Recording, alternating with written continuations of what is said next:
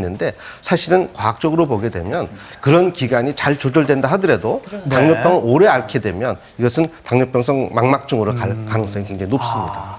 네. 자, 이렇게 간단한 검사를 지금 해보셨는데요. 네, 검사가 끝이 났나요? 그러면 네네. 자리해 주시고, 네. 자, 어떤 내용인지 좀 설명을 들어보도록 네, 하겠습니다. 그럼 화면을 그렇습니다. 보면서 네, 자리해 주시기 설명을 바랍니다. 해드리도록 네, 하겠습니다. 일단 김 교수님께 그럼 여쭤볼게요. 오늘 나오신 사례자 김종자 어머님께서는 13년째 당뇨를 알아오셨고 지금 몇 개월 전부터 좀 눈에 불편함을 느끼셨다고 했는데 검사 결과가 어떤가요? 네, 검사 결과는 그 흐려 보이시는 부분은 백내장이 조금 있으셔가지고 네. 그것 때문에 흐려 보이시는 거고. 아까 잠시 화면에 비쳤는데 그 부분이 좀 뿌예 보이더라고요. 네, 그렇습니다. 지금 저기 나오고 저쪽인데요. 지금 가운데 조그맣게 동그란 부분, 저기가 네. 수정체 부분인데 네. 렌즈죠.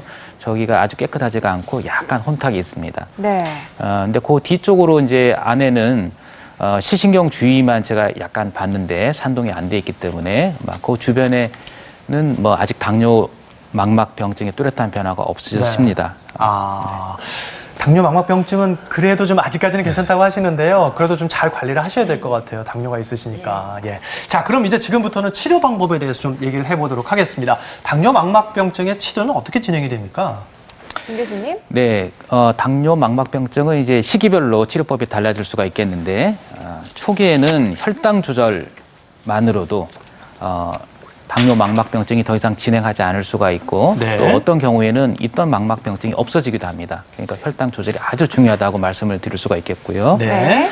그다음에 두 번째로 그러나 이제 그게 실패했을 때 혈당 조절을 잘 못하셨거나 또는 했는데도 불구하고 이제 자꾸 이 질환이 진행이 되면은 망막 출혈이 생기거나 황반 부종 신생 혈관 이런 것들이 생기게 됩니다. 이럴 때는 혈당 조절을 하시면서 레이저 치료를 하시고 또 네. 항체 주사나 스테로이드와 같은 이 주사제를 눈 속에 직접 투여하는 그런 이제 치료를 받으시게 됩니다. 네.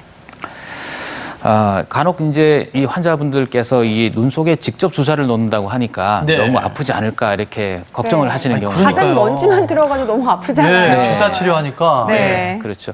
근데 이 눈에 충분히 마취를 하고 저만 마취로 약만 넣어가지고 이렇게 마취를 한 다음에 이렇게 주사를 맞으면은 사실 주사 자체는 엉덩이 주사보다도 더 네. 아프지가 않습니다. 아하. 그래서 네. 그 점에 대해서는 너무 걱정하실 필요가 없겠고요. 예. 그러네요. 네. 네. 그 레이저 치료 같은 건 받고 나서 어떤 부작용 같은 건 없나요?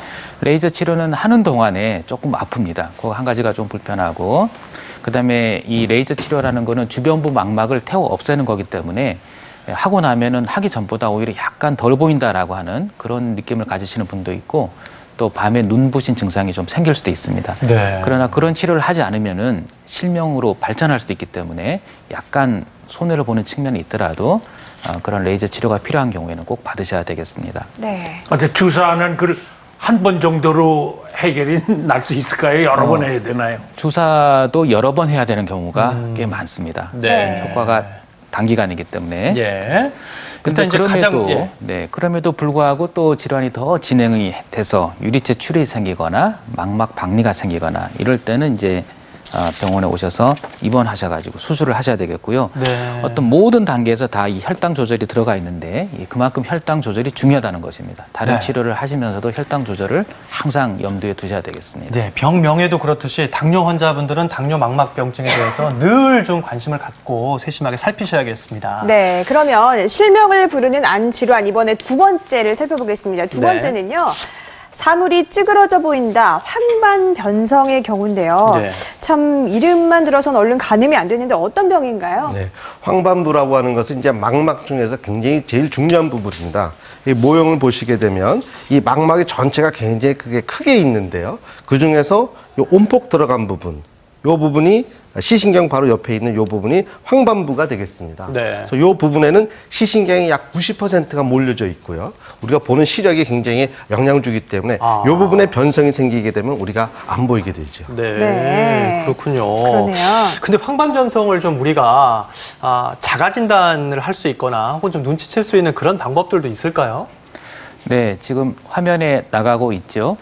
화면을 좀 보여드리겠습니다. 네, 자 저런 격자 모양으로 돼 있는 암슬러 그리드라고 하는 그런 것을 이용해 가지고 하실 수가 네. 있겠는데요. 네네네. 이 암슬러 그리드는 실제로 화면에서는 크기를 가늠하지 잘 못하시겠습니다.